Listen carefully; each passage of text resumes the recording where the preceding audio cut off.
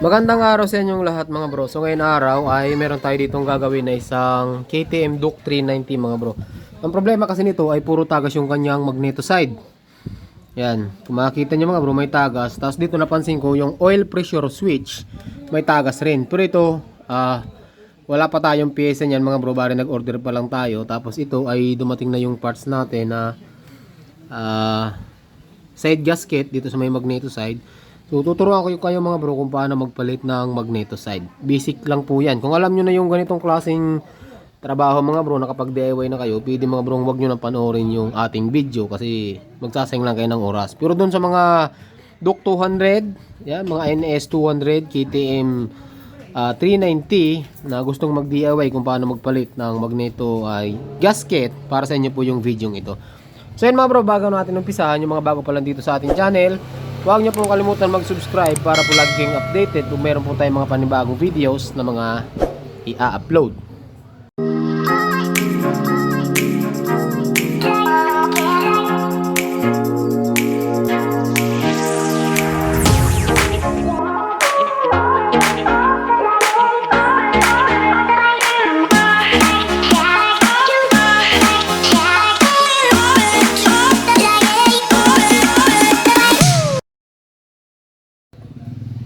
Yan mga bro, so bali ito yung ating unit na papalitan. Kulay puti na version 1. So pares lang po ito ng Duke 200 na mga version 1 din.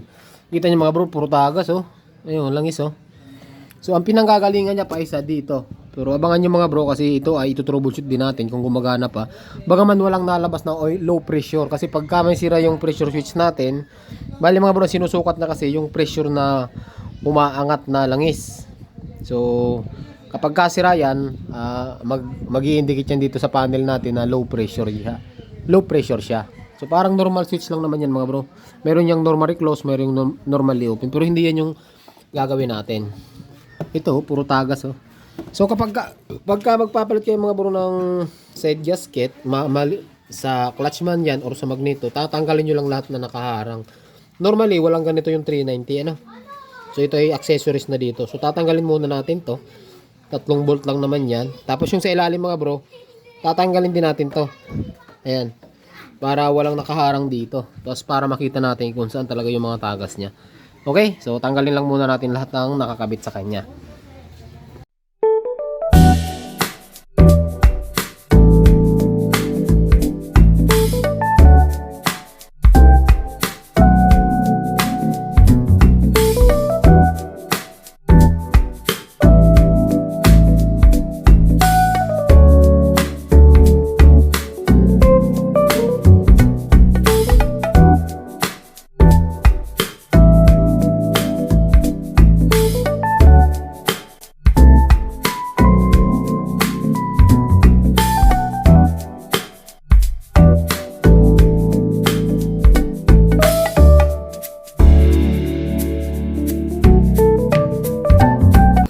Yan mga bro, kung nakikita nyo, bali natanggal na natin, ano, halatang-halata yung tagas mga bro. Daming tagas. Okay? So kapag nakalas nyo na ito mga bro, yung sa ilalim eh, no? Dahil tagas oh. Kita nyo yan mga bro. Ayan oh. Diba? Tapos ito, binago na yung ano, ito kasi ang original na ano, tornilyuhan. Binago na, nakalagay na dito sa ilalim ito. So normally, dapat ito yung tornilyuhan niya, kaso tinanggal. Iniba. Okay? So ito mga bro, kailangan nyo lang ng lagayan.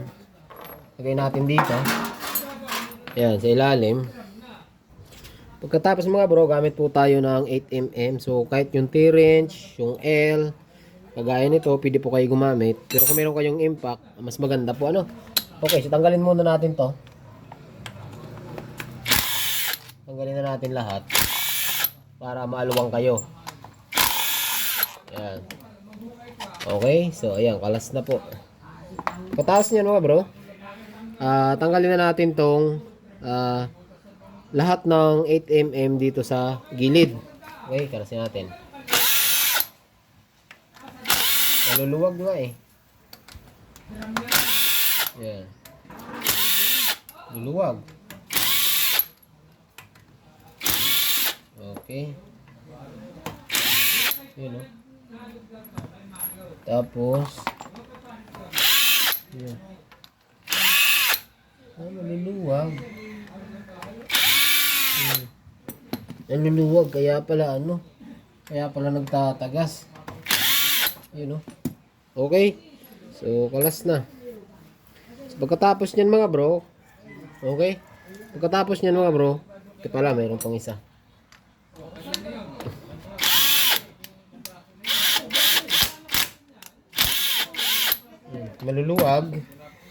Maluluwag siya. Okay? Tanggal na yan mga bro kapag nakalas nyo lahat ng 8mm, pwede na po natin yan makalas So gamit lang tayo ng rubber mallet para matanggal talaga natin na maayos. Okay, gamit tayo rubber mallet. Yun tanggal na mga bro. Yan.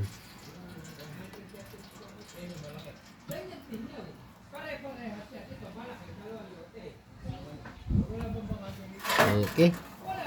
Tanggal na yan. Yan mga bro, so bali nakalas na natin. Kung mapapansin nyo mga bro, bago rin yung kanyang gasket So hindi na natin to mga bro, hindi lang to nahigpitan ng ayos. Hindi to nahigpitan ng gumawa. Kaya siya nagkakaganito.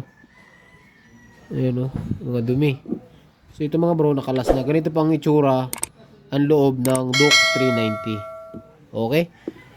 So, wala namang pa lang bro. Kung ganito, ang mangyayari dyan mga bro, ito kasi bago rin yung gasket na Kapag gusto nyo palitan to, tatanggalin nyo lahat ng dumi dyan. Okay? Tanggalin nyo lahat ng dumi. Tapos, yung old gasket, tatanggalin nyo. Pati dito, tatanggalin nyo. Sa kanya palitan. Pero, sa napapansin ko mga bro, bago rin yung gasket nya. Ayun meron tayong pamalit. Ayan, bago din. Okay? Pero dito, napansin ko, bago rin siya.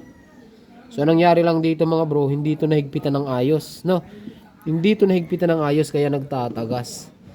Maganda pa yung ating stator, So, ang gagawin natin dito mga bro, linisan ko lang to, ibalik na natin. So, hindi lang ito nahigpitan. So, buo yung gasket, hindi siya durog. Hindi lang talaga siya nahigpitan ng unang gumawa nito mga bro. Baka nakakalimutan na.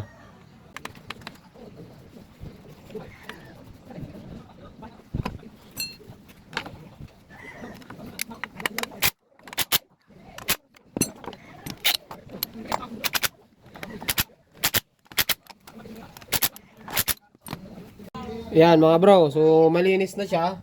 Pwede na natin siyang ibalik mga bro. Hindi na natin papalitan to. Kasi bago As in bago mga bro.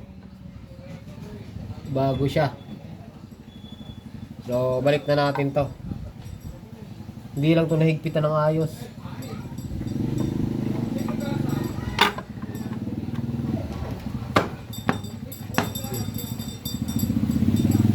Okay. Tapos, balik natin yung mga tornilyo.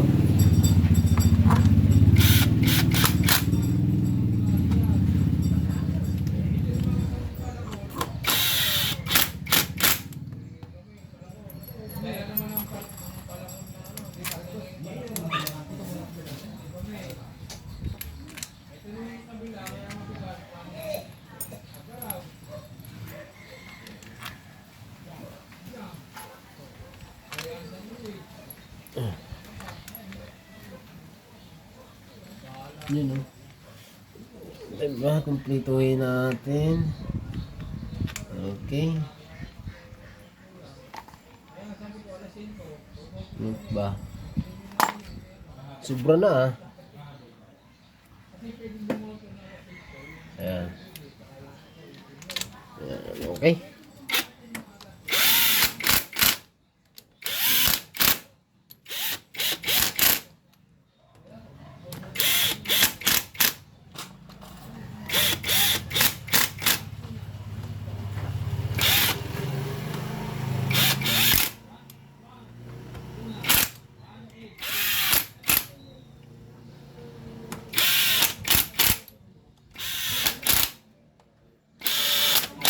Okay. Tapos, i-double check natin, mga bro. Yan. Yan. Yan. Hindi lang ito nahigpitan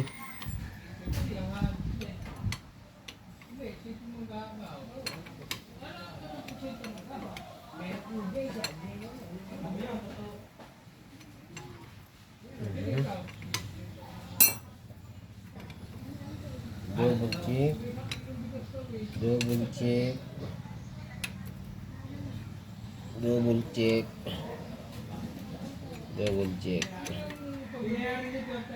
Yan. Okay na.